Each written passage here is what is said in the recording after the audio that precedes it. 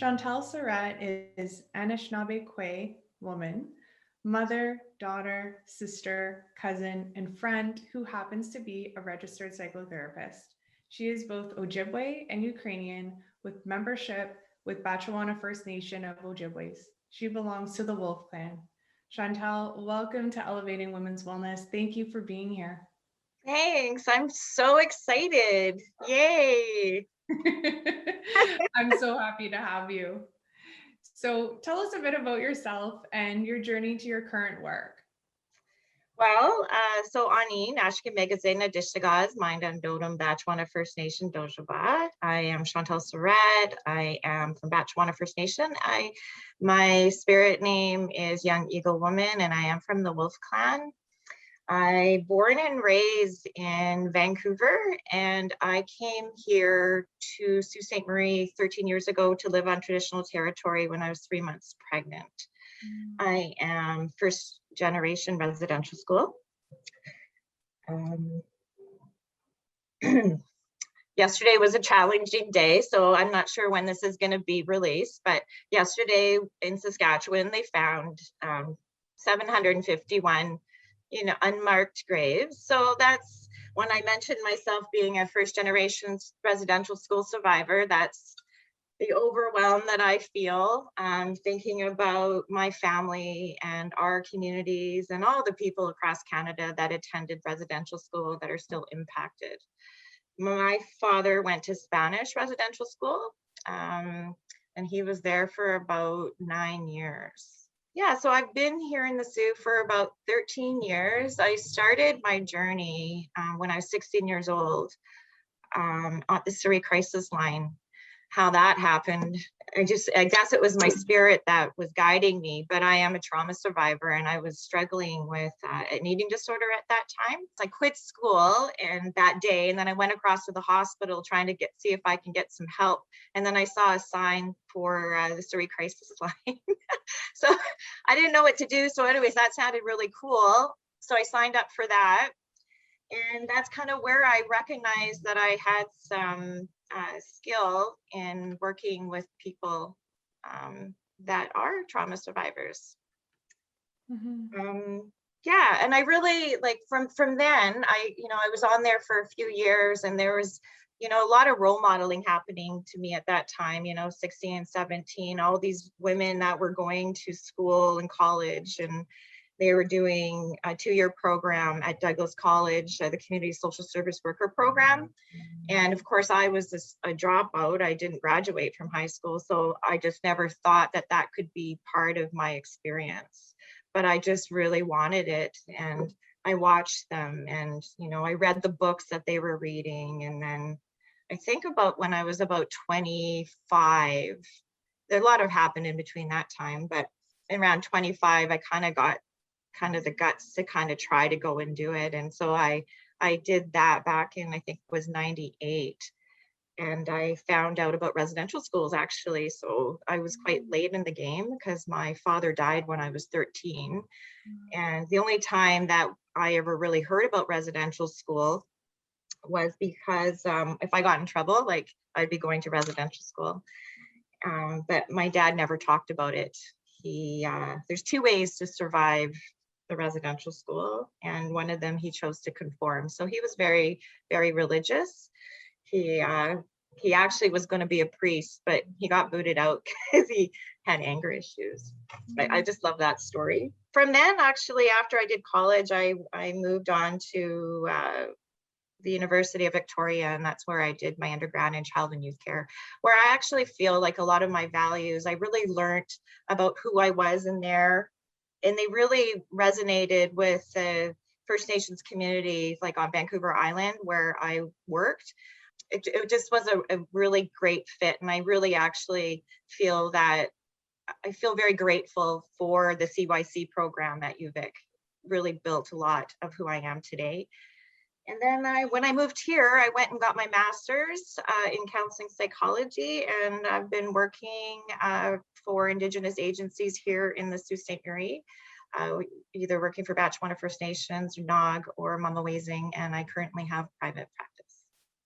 Wow, that's such an incredible journey. Thank you so much for sharing all that. I think there's so many important elements in there, and I want to also just acknowledge how important it is to recognize what's happened in our history, and the tragedy of it, and the trauma that comes from that. I think it's so important to acknowledge that, and I thank you for mentioning that today, because I think it'll really factor into our discussion as well.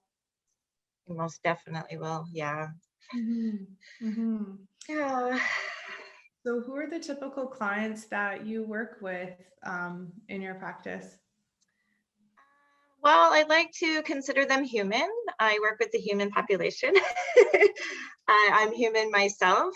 I work with Indigenous people as well as non-Indigenous if they're in our communities along the 7 First Nations. So that would be from the IFC all the way up to Sudbury. Um, I work in the jail, so I go into the jail and I see that population once a week, and that's actually one of my most grateful opportunities that I'm able to do. That really fills my soul.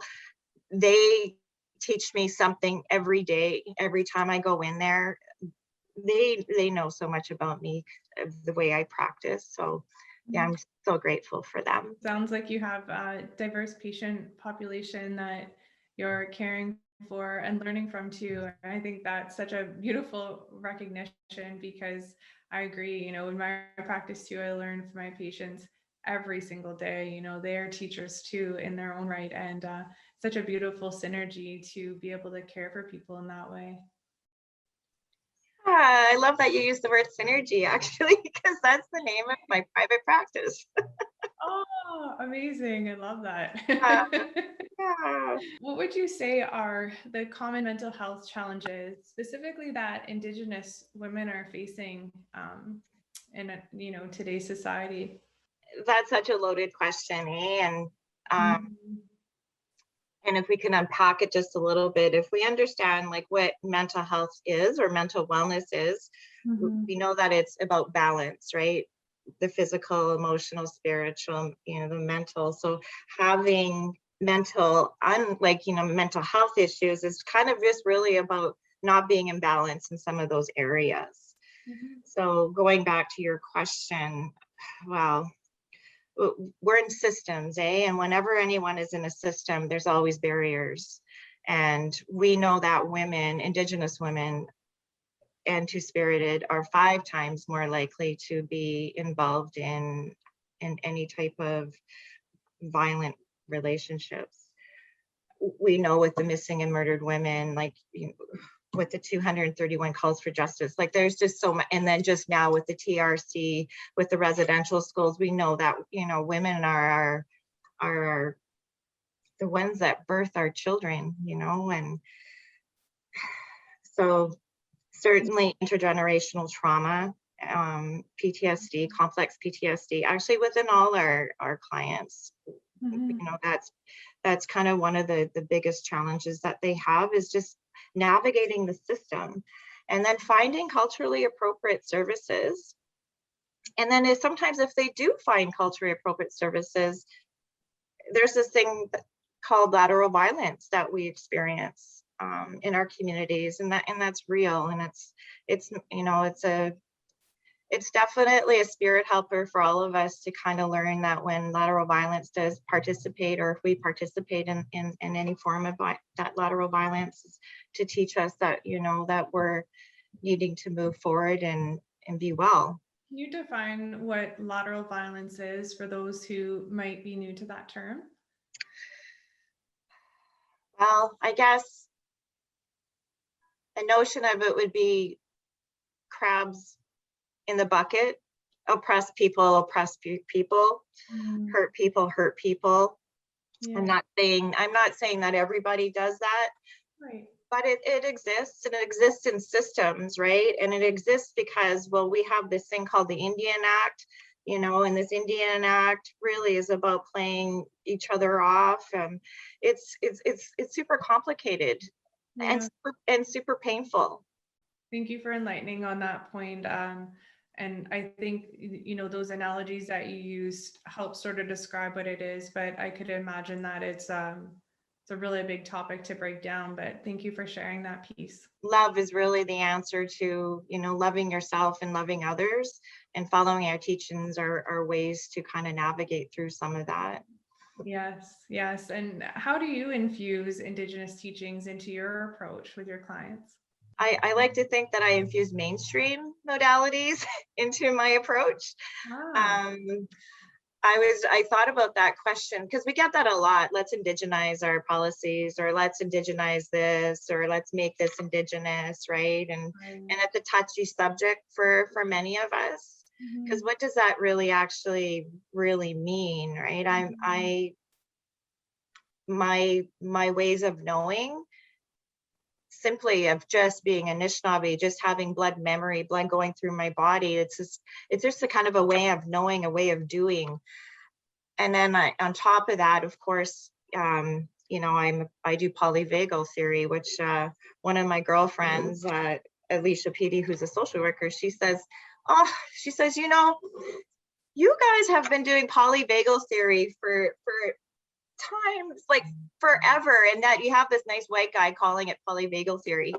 And I look at her and I'm like, oh my God, like, yeah, it's interesting because our teachings overlap into all modalities. We see that within Buddhist teachings, we see that within many different teachings. So like, how I don't infuse, I just am, you know. Yeah, Um, yeah. I think being Indigenous in, versus mainstream, because I've navigated and walked in both, it allows me to kind of embrace my humanness.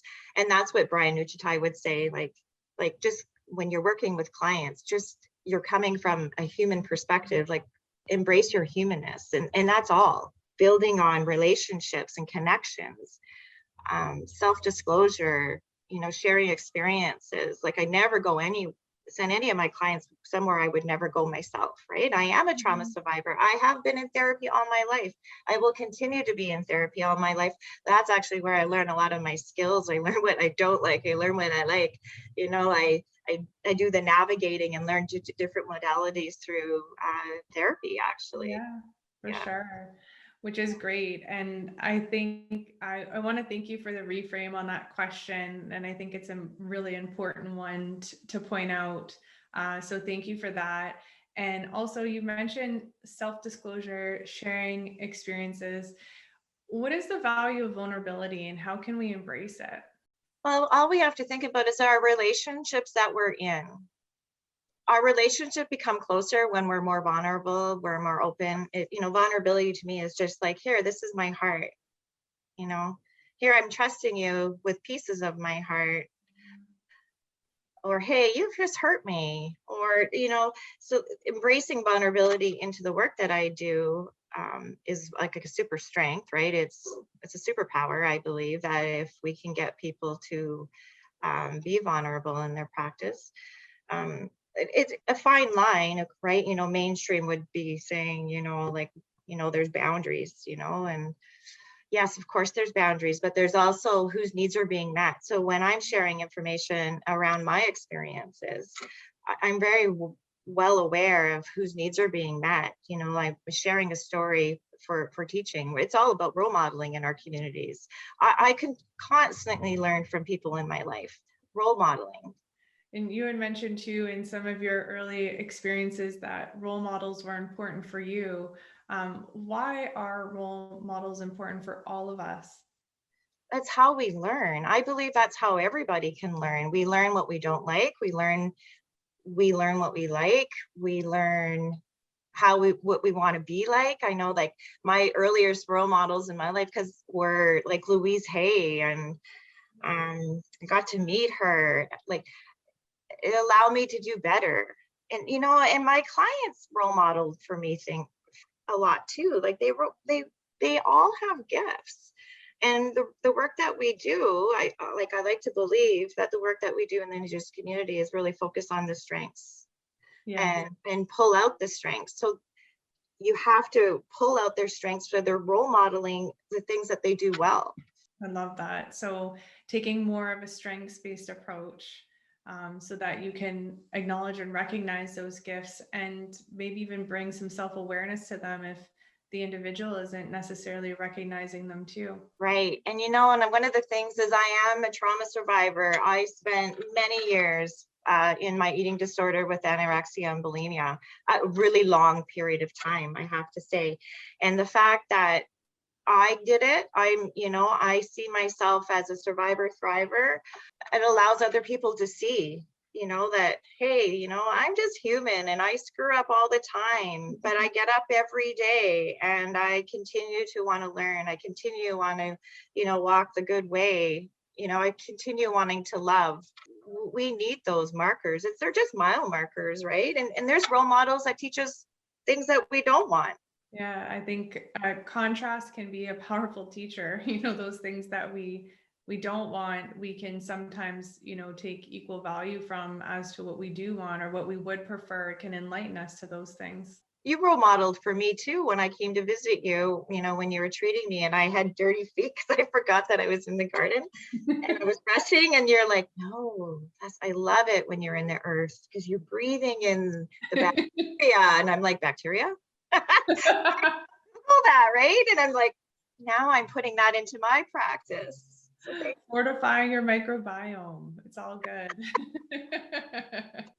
So something I wanted to touch on that you had sort of alluded to earlier is what is the victim, survivor, thriver continuum? That's new for me. That's one of my new teachings that I got from my book that is a trauma survivor therapist who has dissociation disorder. And so she mentioned it in her book. And from there, I've just fallen in love with like the 3 pages that she talks about. But it's actually derived from Barb Whitfield, who talks about this continuum of being in victim, survivor, thriver mode. And it really allows us, as allows myself. The reason why I loved it so much, because there's little part, like when you're in victim mode, it shows you. When you're in survivor mode, shows you, sees where you're going in thriver modalities. It's so cool. So for example, it'd be like being hyper vigilant would be in the victim role, right? So very, fight or fright and sympathetic nervous system and polyvagal theory. Then when you're shifting, you're doing activities that shift you more into the survivor mode. You would be more learning to relax. And then when you're shifting into thriving, you would have like glimmers. I just say glimmers because I don't know a lot of people that are constantly in thriving mode, right? You're able to experience peace, right? And so it just kind of really allows a person to understand where they are at all different functioning, right? Another one would be creates drama all around. So in victims, some, ones that just create a lot of chaos, right? Mm-hmm. So then when you're shifting and learning activities that move you from there to survivor, then you're actually recognizing the patterns that you're having, right? So you're recognizing, oh, that behavior, I'm creating some of that. So then you're able to kind of participate more in activities that bring you to thriving mode, right? Which would be basically experiencing, sending peace to everybody. And so from a therapist perspective, when people are in victim to survivor mode, that's where really where stabilization is occurring. And that's the focus, right? On stabilization. So all the activities around stabilizing. When a client is from victim to thriver, then there's repatterning, and that's where some of more the intense reprocessing of trauma happens. So, and it just, what I do when I give it to clients, I just give it to them and they look at it and they're like, oh, I'm here, I'm there, I'm there. And then from there, I don't even spend a lot of time talking about it. They go and they do the work after our session, because honestly, like when you go to a physical trainer and you want some, some big biceps, talking about the biceps isn't going to give you the biceps. You got to go home and you got to start doing the work, right? So that's what I tell clients too, is like, I'll share things with you, I'll guide you, but when you leave, that is when the work happens. I love that. And I think it's so cool that people just intuitively know where they might find themselves on the continuum, and then they can take that knowledge and then go take action on it. Or maybe they don't need action, maybe they need rest or whatever it might be that they are needing at the time. I think that's so interesting that you've observed that. And it just happened by accident, because I actually was just reading the book and I shared it with my client, and like in the jail, and he's like, whoa, like this really makes sense. And I'm like, I know, right? And then so we started working with it, and now I use it with many of my clients. So I'm grateful for that too. Yeah, absolutely.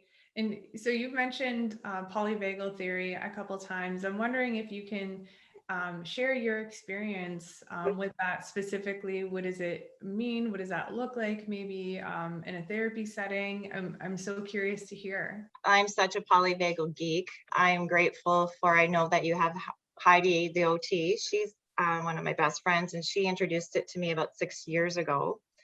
And from that, I took it into my life because I'm pretty sympathetic activated. So I hang out on sympathetic nervous system. I'm a little activated, I'm kind of hyper, and, I do a lot of worrying. And so when I started exploring it, it's super complicated, like super, super complicated when you first start learning about it. Oh yeah, this actually happened. I forgot about this one. So the healing loft, I went for a session.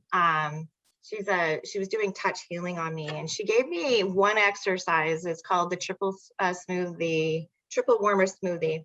She gave me one exercise, and I started doing some of more of those exercises, and my regulation started to I started being more regulated, and I couldn't understand that. Even though Heidi talked about the polyvagal theory to me, I couldn't connect it. And so I started exploring more and learning about Donna Eden. So I do a lot of Donna Eden practices with the meridians within the body. And then that actually led me right back to polyvagal theory about regulation, and how our bodies really have two drives. That's to connect and to survive.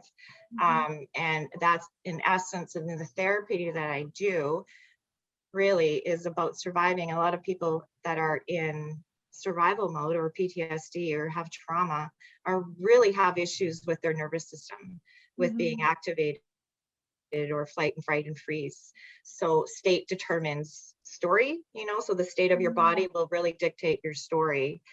So that really kind of makes a lot of sense to a lot of folks. So when they start seeing the connection to their state of their body, how that can actually impact the state of their mind, it allows us to kind of get more control of the regulation, right? And when I teach them about neuroception, it's like when our nervous systems are communicating against each other, and how we're always scanning for threat, even though we're not cognitively doing it, our body is doing it. And that we don't really sometimes have a lot of control over that, right? And so we really have to practice mindfulness stuff to really actually connect to what's happening in our body. So that's what I do a lot to begin with people that have issues with trauma, and because when they're like with addictions, right? I do work with people that have addictions. They're self-medicating. So I look for ways that can help kind of calm the system down.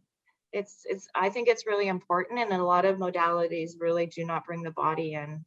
Right. I think that is such a powerful understanding that you bring to your work, and I can see how that would really resonate with clients and start to pull in a different understanding, right? And going to the body, agreed. Yeah.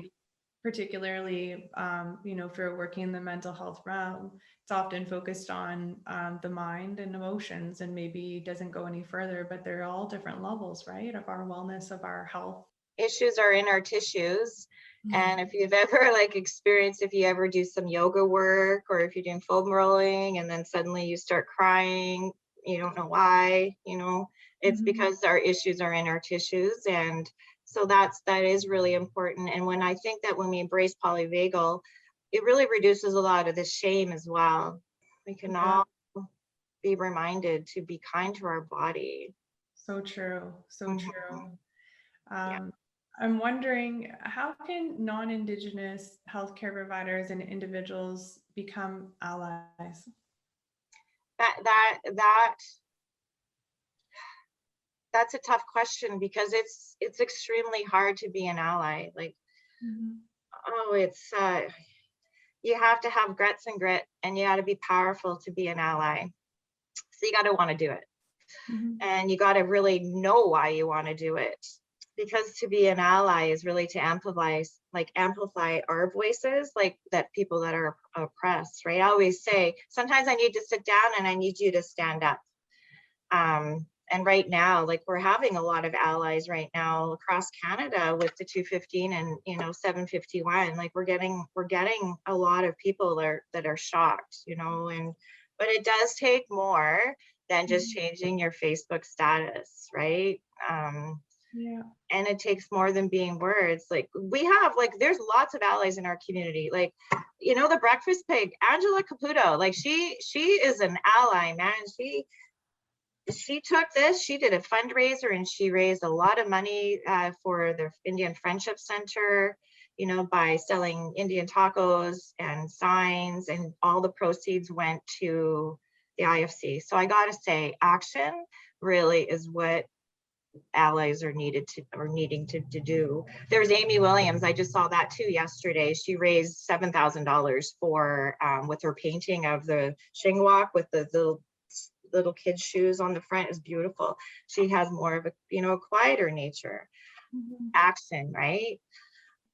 And education too, right? To kind of understand the history, and don't act. And sometimes it's challenging when we're being asked, well, how to be an ally? Like, how do I be an ally, right? That's a difficult situation. I just say, please just don't be complicit when you're seeing oppression. Yeah.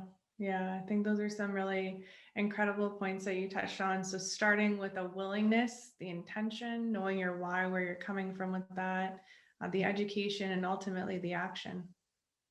Action and Yeah. self-awareness. And if you screw up, you screw up, apologize, don't do it again, and just keep trucking through it, right? Like, Yeah. Yeah, for yeah. sure. Resilience is a topic that is important to women's wellness.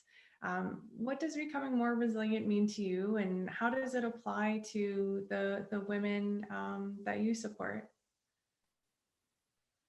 I love that question. And I feel like I am so resilient for the things that I have overcome. I feel that our people are so resilient for the things that they overcome. When you get up, you get knocked down, you get back up. Resilience really is just about moving forward and doing the things that bring self-care and self-love. Mhm. It's about embracing your humanness.